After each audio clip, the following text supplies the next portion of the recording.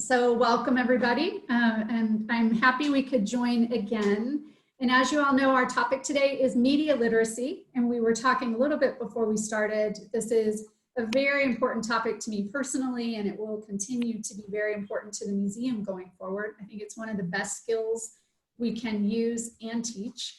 And so to kick it off, the first of many conversations about this, it makes perfect sense to invite Jessica Brown-Billheimer, who has taught media literacy. She's at Webster University currently. She founded a nonprofit here in St. Louis about media literacy. They launched the first, if I'm correct, nationwide media literacy week in our country. And then she sat on national boards, written a book. So this really is her space. So I'm very excited that you could join us for this conversation. And I will turn it over to you. As we said, if you can keep muted unless you're going to ask a question, it'll help the recording a lot. So take it away, Jessica. Thank you, Sandra. I do need to make one small correction.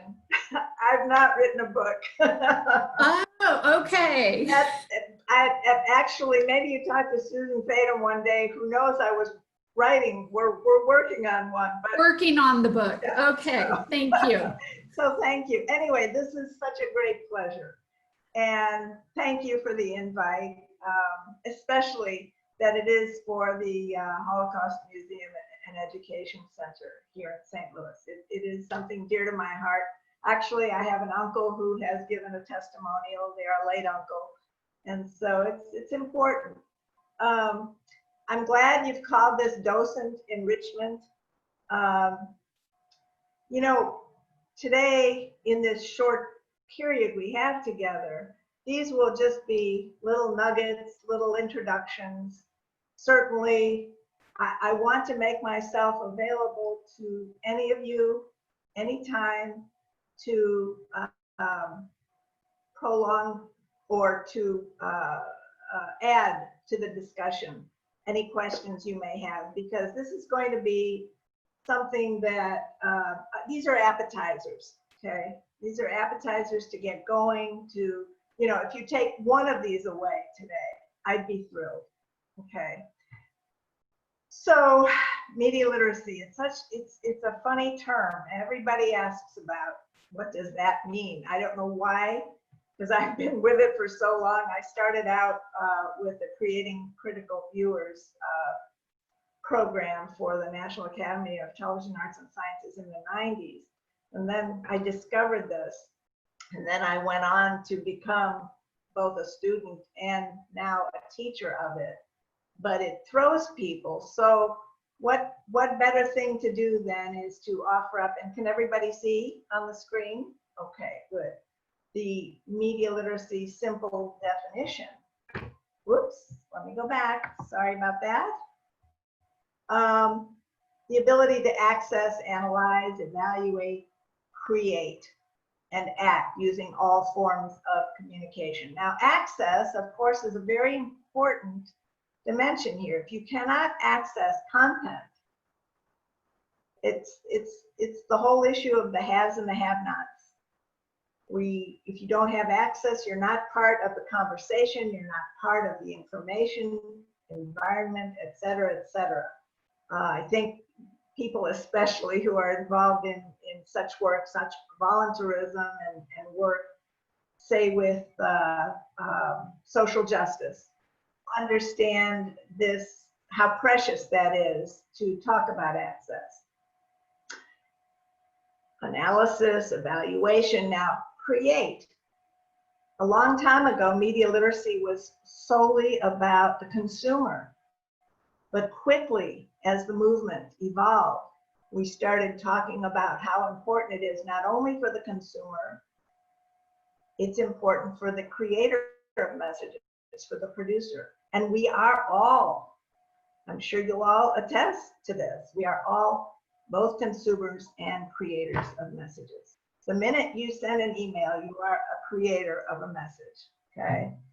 So that's important. Now, when you have all this together, when you have the ability to analyze, to evaluate, to come to some conclusions based on evidence, you can become an activist. And therefore, this notion of ACT, using all forms of communication, being adept at those forms, can allow you to act. And I see this certainly as someone who represents an organization, someone who is able to be out in the community, to be ambassadors, to be able to act. I mean, we're seeing this action right now in all forms with regard to the George Floyd situation. And of course, same thing for COVID. So we're witnessing people who have become a little sophisticated at all this work in behalf of their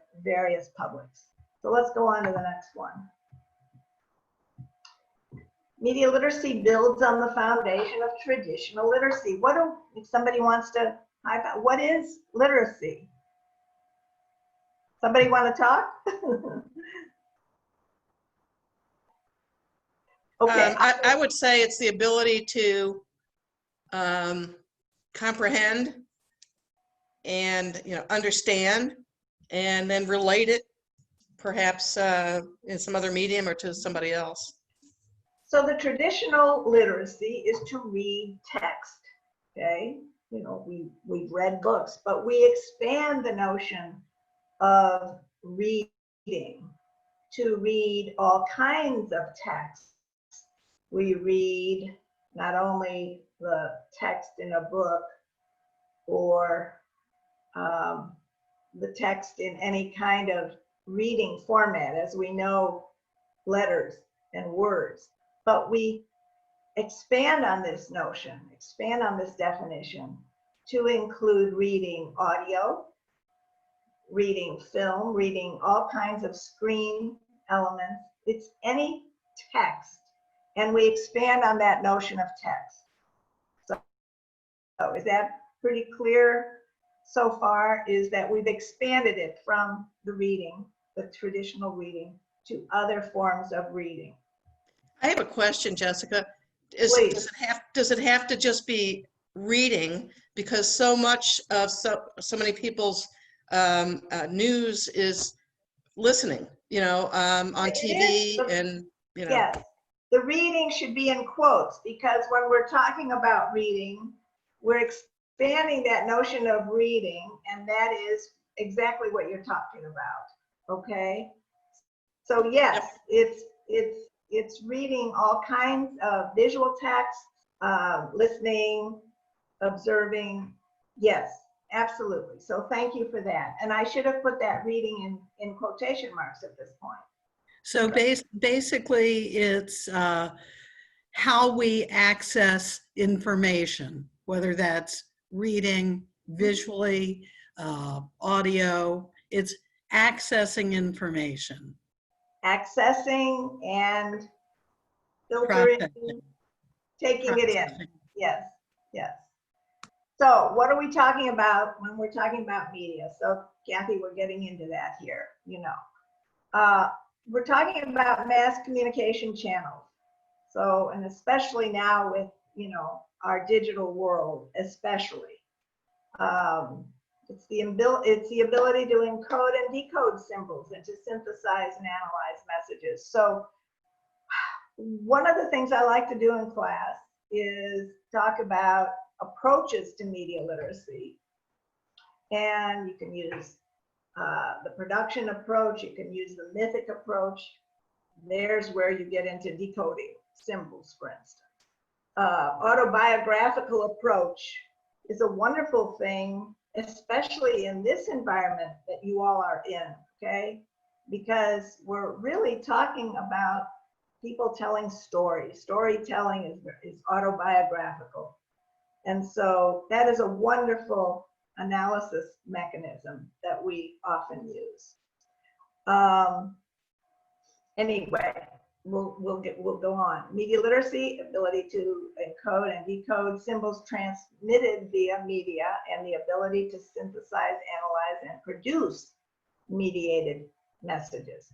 Remember, all messages are creations, okay? They're if you go to a message, you can deconstruct it. It is someone's message. It is someone's creation, okay?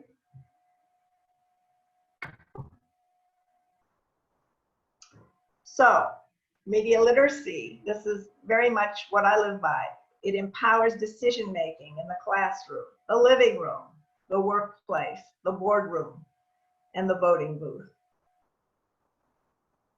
And it enlivens economic development, because the more media literate we are, the more we use our skills, the more educated we become, the more we can enrich our locales, okay, where we live. And, you know, media literacy enlivens our enjoyment of media. I think once you go through some of this, you can actually, rather than think of, a lot of people think about this as a, let's bash the media, but that's not what this is about, okay? We're not here to bash. If you want to bash based on evidence, and that gets into the critical thinking skills. You know, if you want to bash it and then go back and act, as we talked about earlier, because you've done some critical thinking skills, and they need bashing. If they need that bashing, then you have the evidence in your hands as to why. But technically, and you know, the spirit of the media literacy movement is not to be bashing, okay? So I did want to make that clear, because, and we're not into protectionism either, okay? I should add that. It is about the critical thinking skills and the empowerment that comes from that critical thinking skills base. Everybody with me? Okay. So, questions, preguntas, however you want to say it. This is what it's all about. Lines of inquiry, habits of inquiry. And I would say that as docents, since I'm talking to you as that grouping right now, is that, you know, that means everything. You will encounter as ambassadors, as meeting visitors to the museum and to the expanded, wonderful expanded version of this museum. It's very exciting. You will be getting questions, and you may have questions after you get questions. What we talk about in media literacy, especially that you'll be looking at pictures, you hear stories, you will have visuals. You're looking at a lot of history, and you're looking at how to maintain the history and to carry forth the legacy of all these voices that speak for the Holocaust. And now when I speak of voices, I am talking about the pictures, about the photographs, about the videos, about the testimonials, about the, I'm sure there will be some wonderful displays, but we're talking about voices. And you will probably be able to better answer questions by understanding all the media that you will encounter as the docents of this wonderful museum, okay? So here we go again. Questions. Who was, I mean, we have all these wonderful figures. Einstein, Wiesel, Rilke, Socrates. They all imparted to all of us how important the questions are, and that they are more important than the answers, okay? So here are some guidelines with regard to when you encounter media, questions you should ask. These are key questions. Who is the communicator? So, you know, the communicator can sometimes be tough to determine. As I say at the end of this, media literacy takes work. It takes hard work. Sometimes you really probably just don't care, and that's okay too. But when you need to care, you need to be able to delve into the media presentation, representation, and find out who is the communicator. Because once you know the communicator, you will learn a lot. You will. Can I ask a question? Yes. I'm talking about the words, the lyrics in song, because so much of how we feel now is there's music attached to that. Yes. And you'll address that. Also poetry. Yes. All those matter. Yes, thank you. So the communicator is very important. For instance, if you were looking at a television station, okay, I'll just use that as an example. A television station now, who owns that station? That is the ultimate communicator. So if you go to a channel 5, you know, you've got Tegna Communications, okay? The best thing you can do is look at what Tegna represents philosophically. How many stations do they own? It is just important to understand, you know, where someone is coming from. And that's an important question. And it does take work to find out, okay? Do I trust this content and source? Trust is a huge, of course, consideration. I'm going to open it up right now. What makes you trust the source that you're involved with? Anybody want to answer? One thing for me is, do they have an agenda? Or are they true journalists who are there to inform? And I think, again, what's divided the country so much right now is, who do you trust?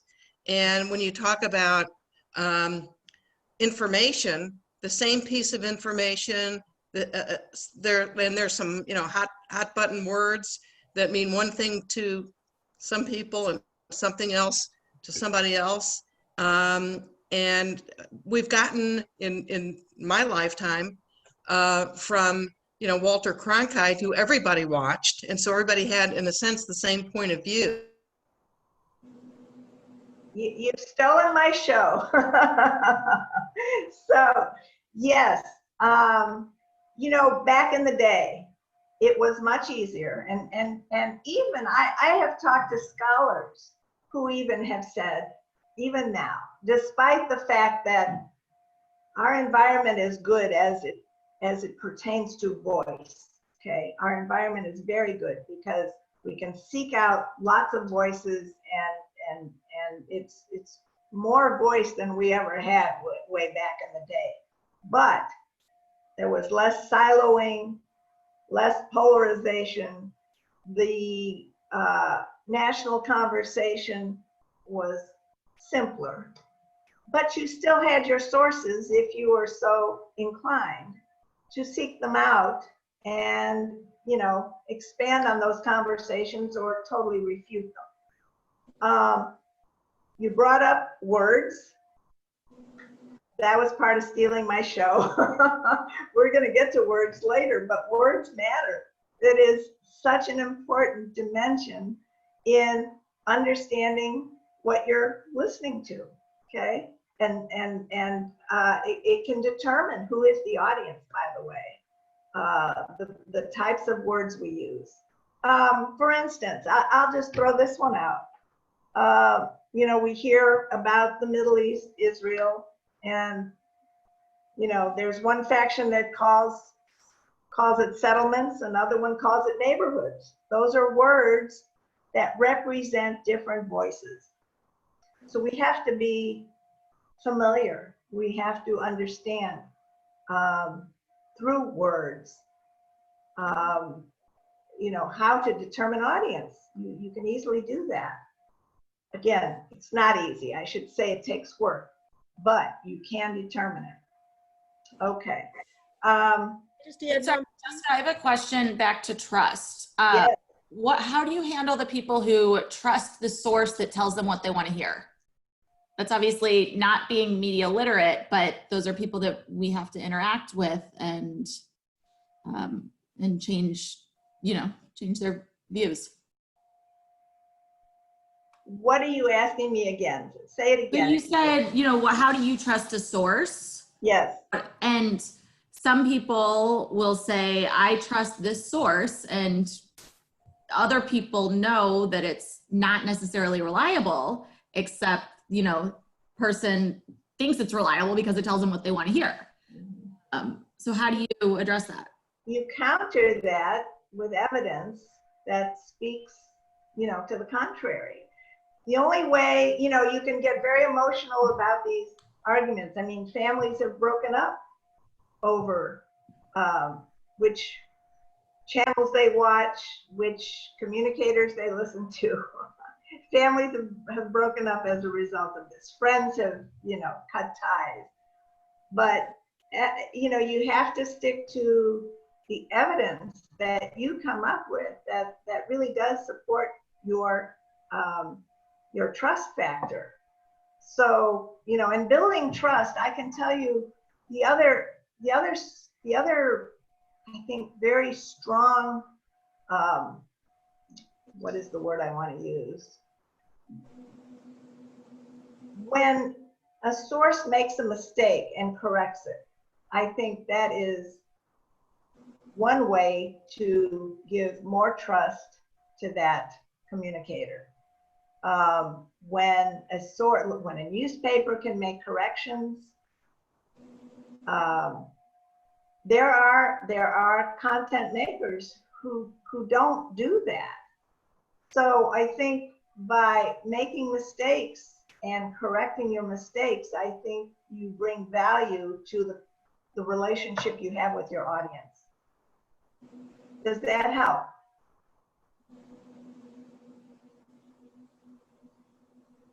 Thanks. Okay, thank you. Okay. I just have one thing that I'd like to add to your list. I think, this looks like perhaps current media information. A lot of our kids are looking at historical information, possibly from a textbook even. Yes. I think it's important that we also look to see when the information was written, when it was produced perhaps. Yes. And put it in historical context and understand what the feelings were of the time, or possibly even what the knowledge was of at the time. It makes a difference. Agreed, and I will be getting to that, and I think that's a wonderful addition. And to that point too, I think a lot of the students we deal with are also getting it from just social media, and kind of some of these more, maybe tabloid news sites.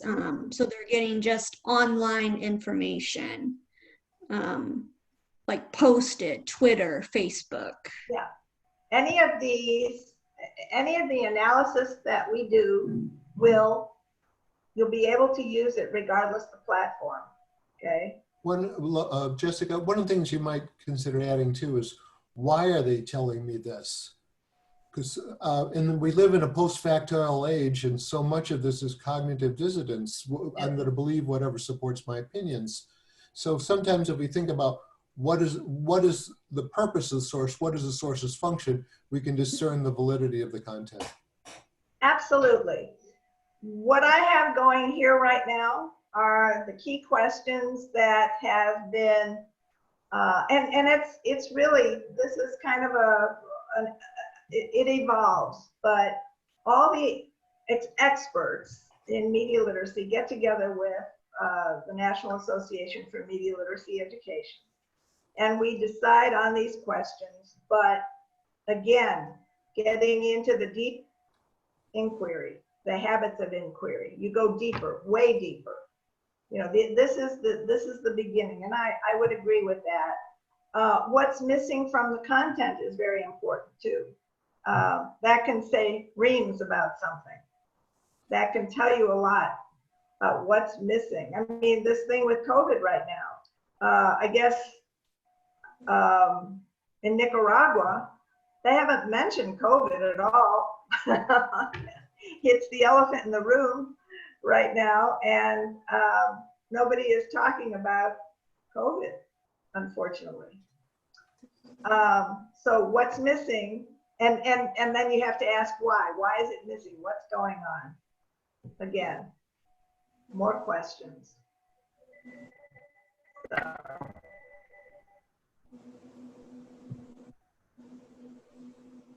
This is just something I think has, you know, the technology is changing and it keeps changing.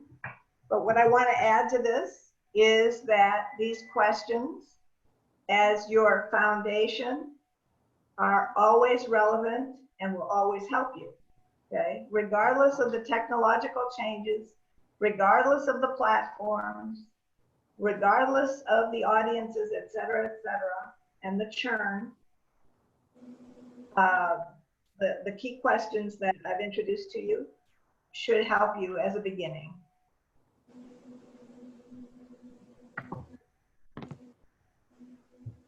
Now, this is interesting.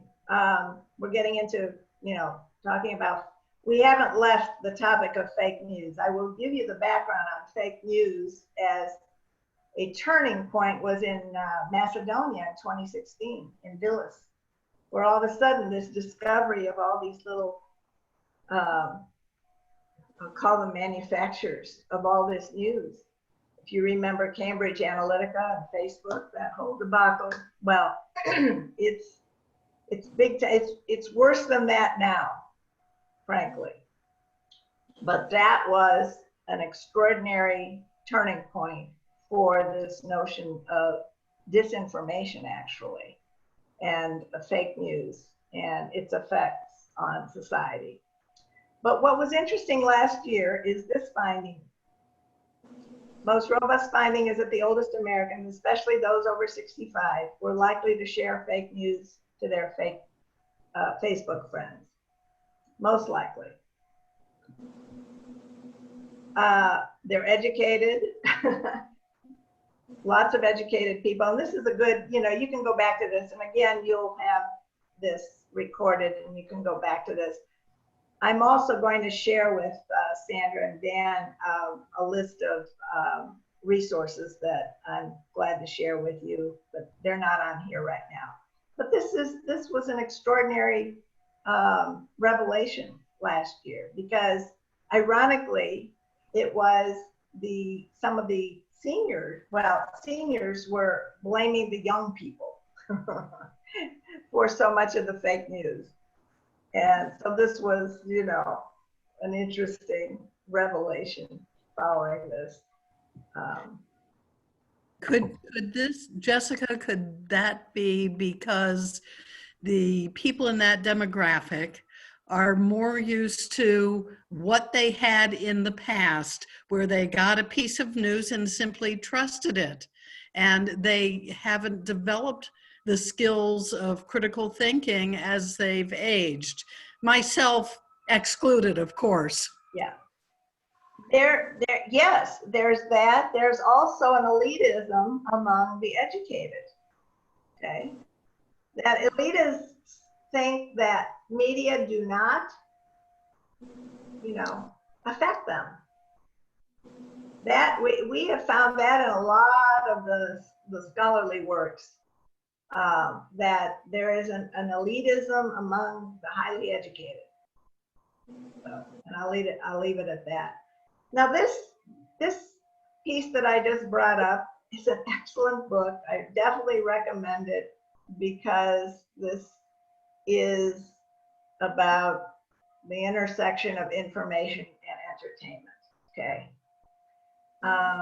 We can go back to the days of the Daily Show, certainly, and now we have all the Daily Show's children, so to speak, and they're still going great. And a lot of people do get their information and news from these shows. I mean, John Oliver's piece on the U.S. Postal Service actually has done an incredible job on some of the issues that the U.S. Postal Service is dealing with in this day. So it's a recommendation. So I'll leave it at that. But I brought it up as a result of this lack sometimes of discernment, the ability not to understand, you know, when we're looking at something that's entertaining or think it is news. And you know, it's not the consumer's fault in many ways, because what the entertainment folks have done is use many of the codes and conventions of real news. If you think about many of these settings, there's an anchor desk, there is the screen in the back, and you know, you've got many of the codes and conventions that people have been accustomed to watching. And so it's an interesting meld of the two, okay? So just to keep that in mind, but I'll go on. So let's open it up for a little discussion here.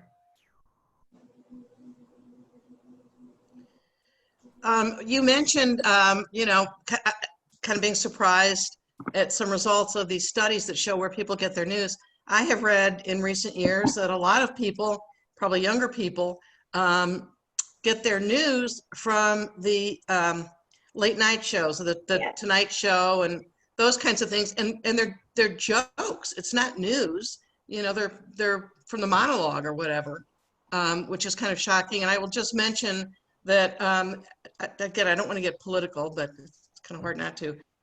Just had breaking news on my phone that Facebook has agreed to take down some ads run by a certain person who's running for re-election to lead our country for breaching its policies on hate. And I know that, I don't know if you could speak to the whole controversy about, you know, the Facebooks and the Googles and the, you know, whatever's of the world not being willing to really sort of edit what is to some people obviously not accurate or whatever, because they say it impedes on free speech. So there's sort of that balancing act between not wanting to trample on free speech, but also making sure that what's out there is accurate. Yeah, can I also, I want to introduce something.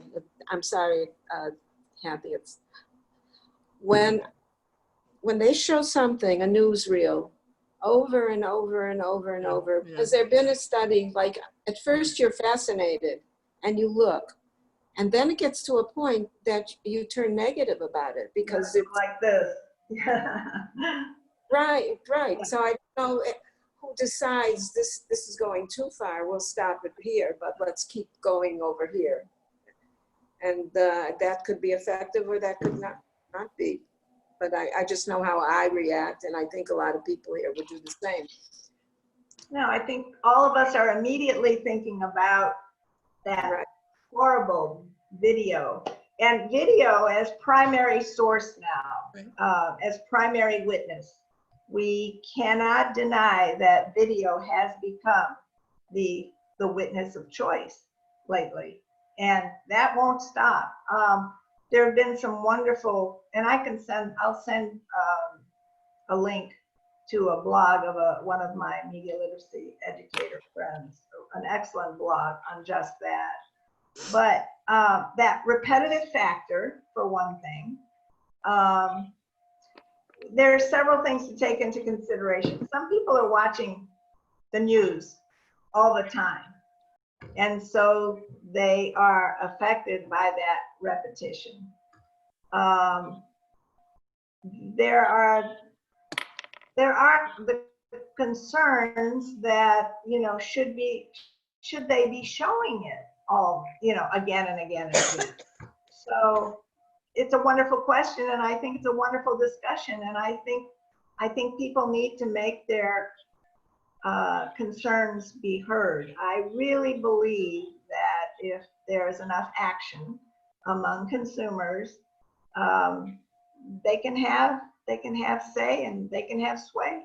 I really believe that. I've seen this happen firsthand where there is a sway factor. I think voices are important if you feel that way. The other point about the kids getting their news from the late night shows. You know, there's a toss-up that's been discussed at the Neiman Lab, at the Poynter Institute, at journalism meetings, Society of Professional Journalists, on and on and on. This is where we need, again, to understand the role of the journalist. A lot of people do not understand who a journalist is. What is this craft, okay? This is a real problem. And so, you know, I know in my classes I spend a lot of time on it because I think it's important that students understand the distinction between, you know, the journalist and what those ethics are, you know, about sourcing and about verifying and about so many of the ethics that are ingrained, you know, even going back to the Walter Williams days when the Code of Journalism was created. So that's a problem. And, you know, if anybody wants to do a service, it is to continue to understand what journalism is and how it differentiates from these other formats. So it's an important point. But the fact that a John Oliver does a piece on the US Postal Service and he is well researched, is that a bad thing? So that's a question. You know, is it a bad thing that somebody comes out and talks about these issues in another format and can communicate and create a buzz about something that's important? These are my rhetorical questions, but they should be asked. Okay. So I think one thing, like, I love John Oliver, but now that we're talking about this, I'm thinking about how he picks and chooses clips to support the message that he wants to send. Yes. It does, you know, the good is that he does investigative journalism or I don't know, investigative is the right word, but he does his research and brings attention to issues that wouldn't get attention. When he bashes the president, they go through a zillion clips and a zillion newsreels to find exactly what will prove his point. But isn't that exactly satire? He is doing satire. He's an entertainer. And isn't Jessica, isn't that exactly what all of these, quote, news people, entertainers, what all of them do? They pick things that support their position. Sure. As long as you know, that's the most important thing. Whatever channel you watch, if you watch the Fox News Network, or if you watch NBC, whatever it is, if you only watch the comedy channels, as long as you know what you're watching, that's the whole idea, is what is the function of the programming, the content you're watching. This is really very important. You were talking about the young people that you host at the museum.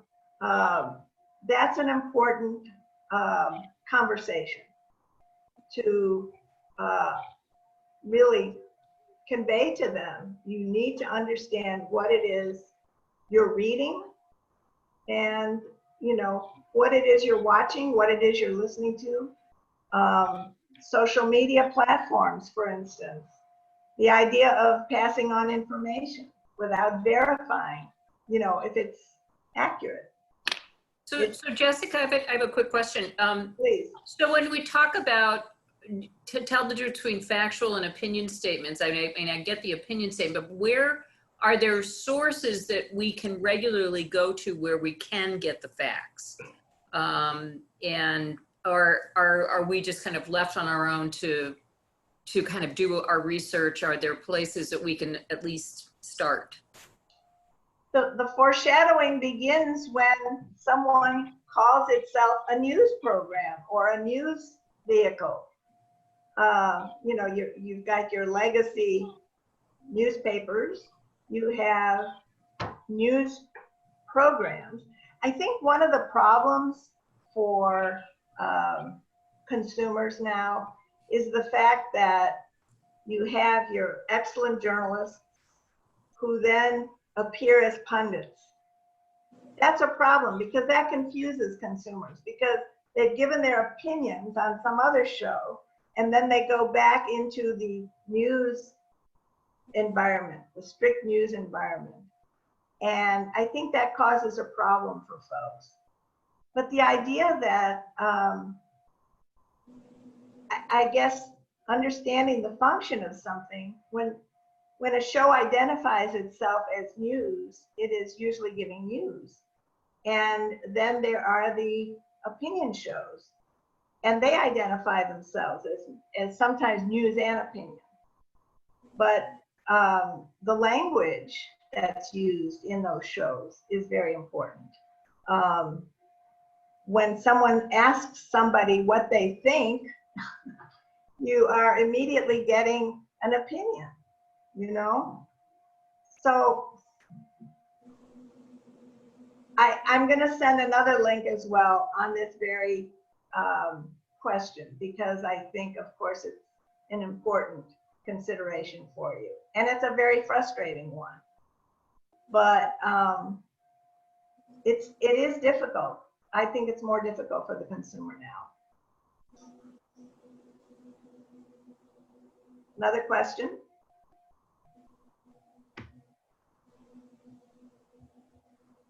I think the foreshadowing though is if it's called news, it's supposed to be news and they need to be called out if they're doing opinion on something that's being tagged as news.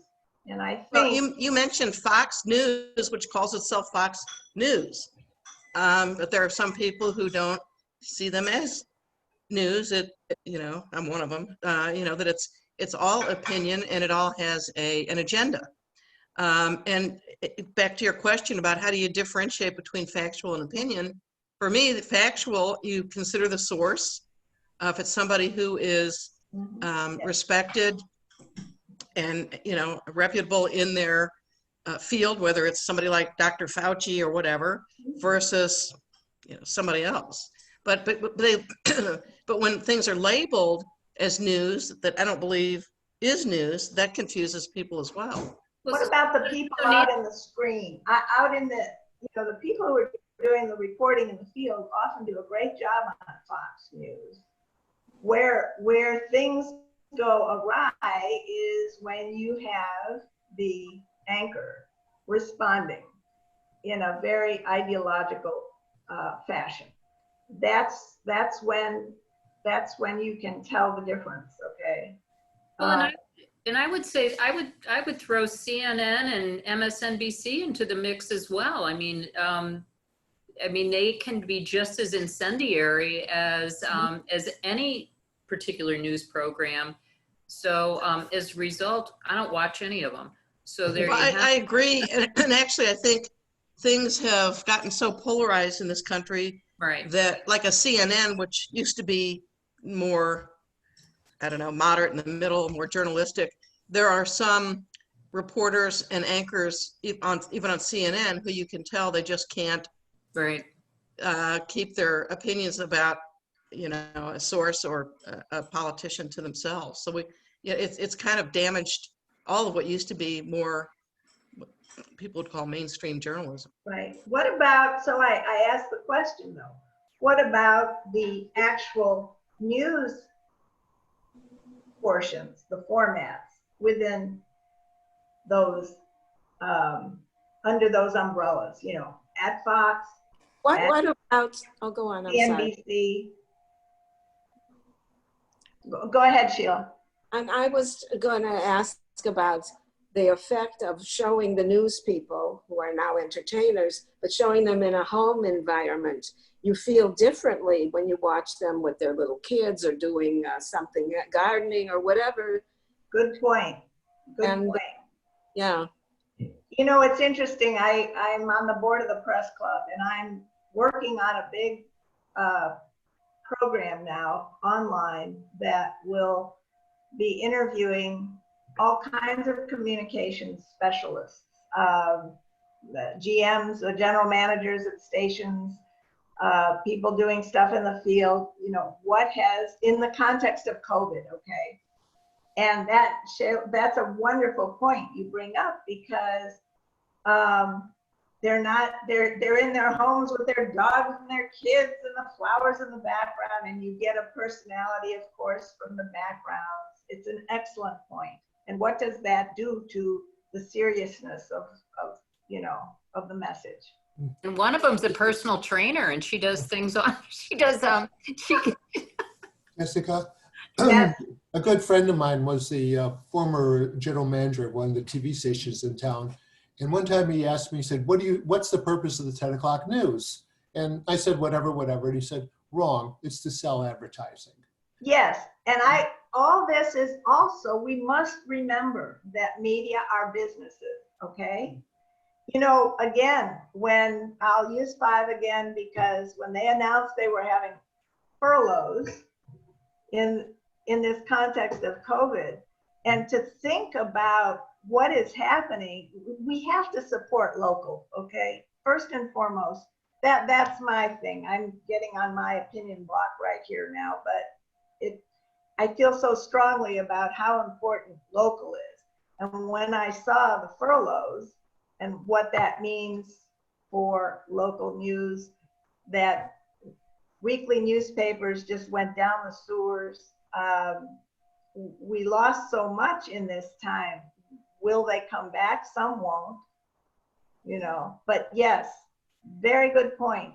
News, all these operations, that business model is about the money. But then again, you know, a lot of people like to get their news for nothing on the internet. Is that fair? Is it fair that we don't pay our journalists for work that they? Well, I think everyone should be compensated, but we have to realize that money talks too. It's another factor in evaluating the validity of the comments. I'm just going to interject here. Not trying to sell Channel 2, but I've been really amazed.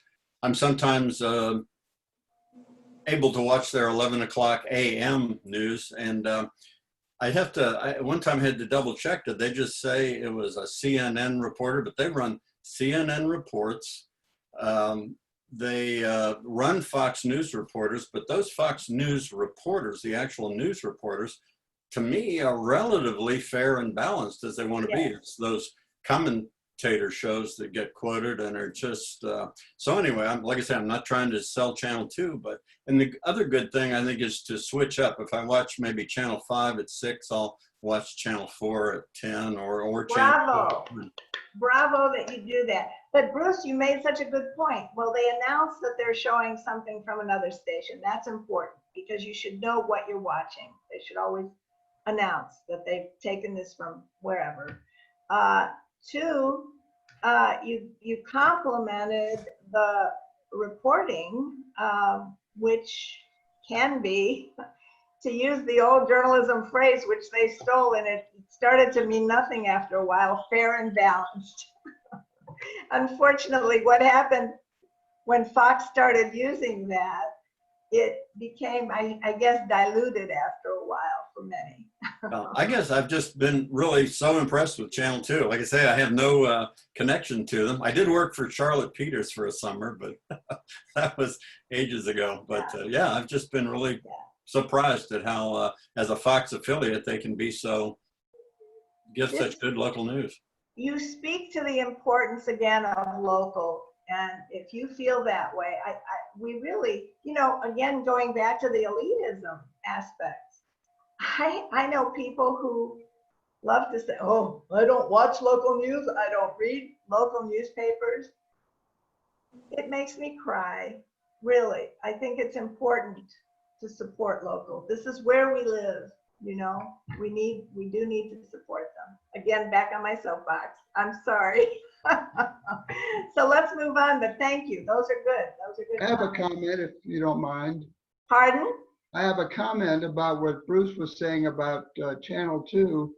And I think it's important to draw the distinction between the Fox television network and the Fox News channel. Yes. I don't think Roger Ailes ever had anything to do with the Fox network. There's been some darn good programming over the years on Fox. And yeah, they do a good job with their local news. There's nothing, I don't think there's much bleed over. Right. So be careful about condemning, That's right. considering both of them in the same sentence. They're distinct. If that came off from me, I agree with you, and I'm sorry if that came out that way. One of the things that has been happening is the Sinclair buyout, and you can read all about Sinclair Broadcasting and its ownership of probably a lot of local stations all over the country, and an ideological point of view. And that's something that we need to be careful of. We really do need to be careful of that. If we care, you know, that's about eliminating voice when you get into some of the constraints that have been taking place under their umbrella. And that's serious when you start to eliminate the ability to bring voice to a community. So on. Again, I said I was going to bring just little nuggets. Here's a little piece from the dictionary about disinformation, which is different from misinformation. So I'm just going to leave it at that because we need to move on. So here's our assignment. And I was really pleased with the input, how you were careful about, and honest about your opinions and what this was all about. And now we're getting into that discussion about history and context, okay? So had anybody seen this picture before it was sent to you? Yeah, I have. Yeah. This comes back around. It comes back at Hanukkah. It comes back. I mean, it's one of those pictures that has circulated many a time on social media. It's been around for a while. It is from the Yad Vashem collection. Some of you said it shows defiance. I don't know if I've got my picture straight here or not, but uh-oh. All right, well, I'm going to move on anyway, but you all have the picture. You examined it, you commented on it, but here's more information. When we talk about what was mentioned earlier, we want to talk about historical context. We want to give more context to something. So this happened this picture was taken in 1932, which already speaks volumes, you know, what was happening in Kiel, Germany at this time, what was happening in Europe, of course, but for these people, this was their community. Just 1 month before Hitler came to power. Here's what was on the back of that picture.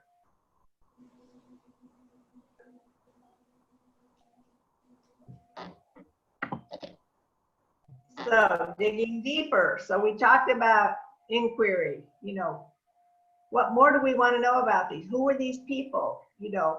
And here's more that you can, if you do your history, if you dig deeper, you find out what's going on, who Rabbi Posner was, and you know, luckily they left Germany they were the lucky ones. But there's a lot going on here. And of course, speaking back to historical context was very important for this picture. So the other things that I wanted to take, let me go back on this picture. So unfortunately, unless you have yours there, but let's do this by memory now, a little bit of what we can see. But you know, it's what is the point of view? We talk about point of view when we talk about analysis. We talk about, and somebody brought up the juxtaposition. I was very pleased to see that. The Nazi flag outside, the menorah on the inside. The idea of a black and white picture. We talk about the use of color and the use of, you know, a spectrum of color with regard to visuals. What does that speak? Okay, so I think it's important to look at this picture for its positioning, its layout, the point of view. And you can, just by looking at this picture, but adding the context, you can get some more from it. So those are other things to take into consideration.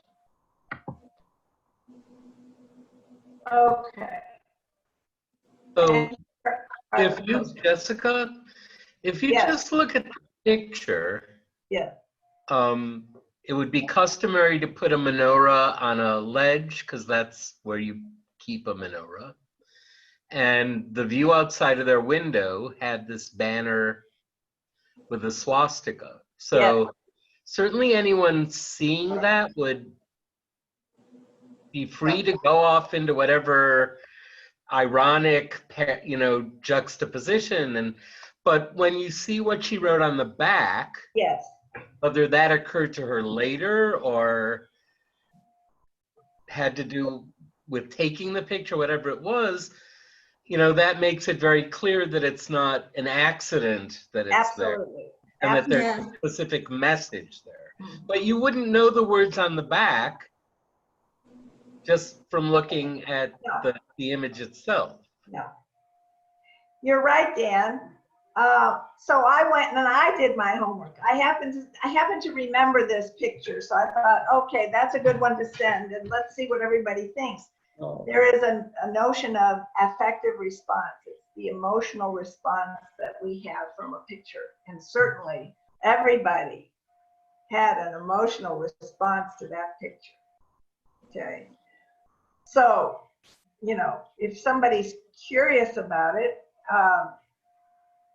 Sometimes it's necessary to be curious if you're, you know, in a schoolroom or in some kind of educational setting where you really need to add more to this than, you know, looking for that picture. And, you know, it's much easier nowadays with our digital capabilities to find a picture, much easier than it used to be.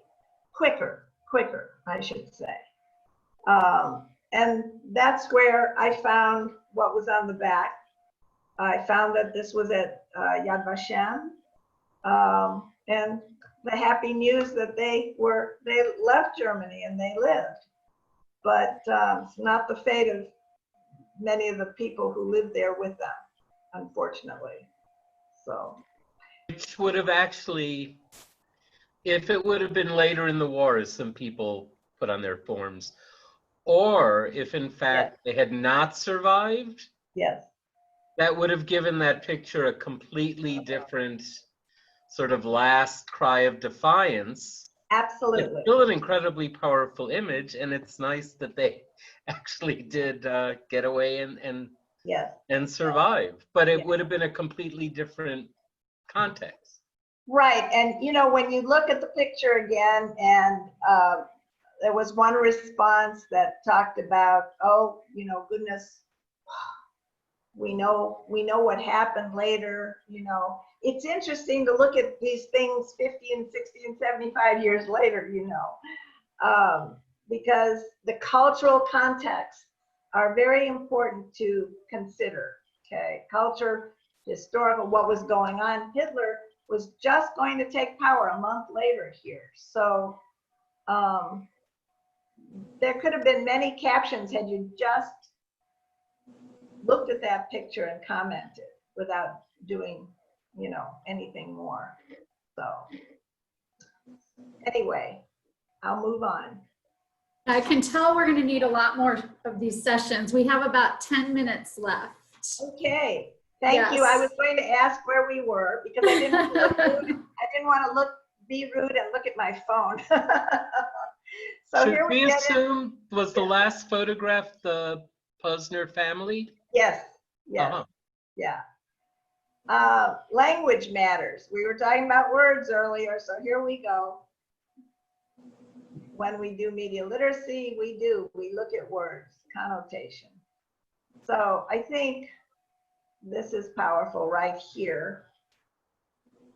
How much language was used to kind of just, you know, gloss over this, you know, make everybody feel that it was just everyday business. You know, it's really sickening when you read this, but I want to go on to show you.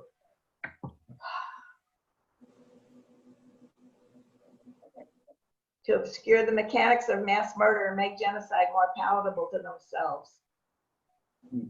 Meaning the Germans, the Nazis, of course.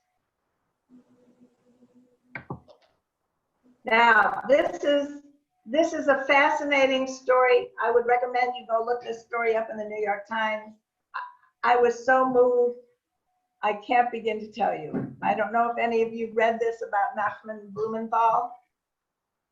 He escaped, but his family didn't, okay? Anyway, this is a very powerful story of survival of history and stick-to-itiveness. I mean, this word genius, his work is really compelling. And I think from a media literacy standpoint, this is just really very powerful information. But it really does enliven this notion of, you know, how words are important. The propaganda that was, anyway, it's very powerful. Now, I'm going to Amsterdam for a moment. So, did anybody see this float around in social media a couple of years ago? Yes, I saw that. Yes, I did. Okay. I love it because, you know, it is, again, what society does. They love to tease about the young people and them going, you know, down a handbasket, whatever. But so the photographer comments, he posted this picture because he was fascinated by having taken the picture there in front of Night Watch. That they were all on their phones, okay? So. Missing the big picture. Pardon? Missing the big picture. Yeah. So he said, here is his posting following his posting. So I think this is fascinating because well, you read it and then we'll get into it just for a minute. It also relates to, my goodness, what I'm sure will be coming forth with the addition, the expansion of the museum, you know, perhaps these kinds of encounters with our young people and other people using their screens and their devices, you know, I think it's important. But anyway, the assumptions, the young people shaming, you know, this all came out on the internet. It was very interesting. So we'll move on. Final thoughts and considerations. I guess I'm working just on time here, Sandra. So it's a lifelong skill. It presents us with an opportunity toward greater civility. This is my take on what media literacy does. I feel so strongly about how we can become more civil if we become more media literate. It takes work. It's a job to sustain this lifelong skill, this civic skill, this democracy skill. But my last point to you is, it's okay to put your brain away and veg on the couch in front of the screen, as long as you have that media literacy toolkit nearby when you need it. So I am happy to have done this. You know, these are little smatterings, but little flavors I hope you'll take away. And again, I'm also happy to meet with anybody to expand on all these considerations, because they're all important. I can tell you, each one of those things, we talk 2 and 3 hours a class. So glad we could do this. And I wish you all well with your. Are there any last questions for the last couple seconds? And I think it's obvious we'll invite Jessica back and have more conversations in the future. I would make one point just to ponder, as those of us working in museums. A couple of years ago, the American Alliance of Museums did a study asking people what sources they trusted the most for information. And number one was museums and libraries. News stations, everything else came far below. So I think it's really important for us to understand our responsibility as the public comes to us with all the choices and information we're showing and saying and sharing, that we are seen as trustworthy. So that's a huge responsibility. So I think this applies. A very important point, Sandra. Yeah. I think one of the times that it becomes relevant on our tours is when we're taking young students and talking about the book burning, and they don't really think it's that important because they don't relate to books so much. And when I talk about going out of their homes to a ghetto, I always say, what would you bring if you had only 5 minutes? And they're talking about their cell phone and their iPads. And it's hard, you know, you have to keep putting them back into the age when these things were not there and what was important at that time. So it's but also think about how in terms of visual literacy, almost all of you, when you talk about like the degenerate music poster, will go through exactly what they see and put the different images together. So you're actually doing a lot of this already, however you call it. So this is just sort of continuing with a deeper dive into this sort of thing. Well, and I think Sandra's comment about museums being one of the most trusted sources, that really puts a much greater onus on us as docents to be sure that we are being truthful and accurate in what we are conveying, so that they are getting actual literacy out of it.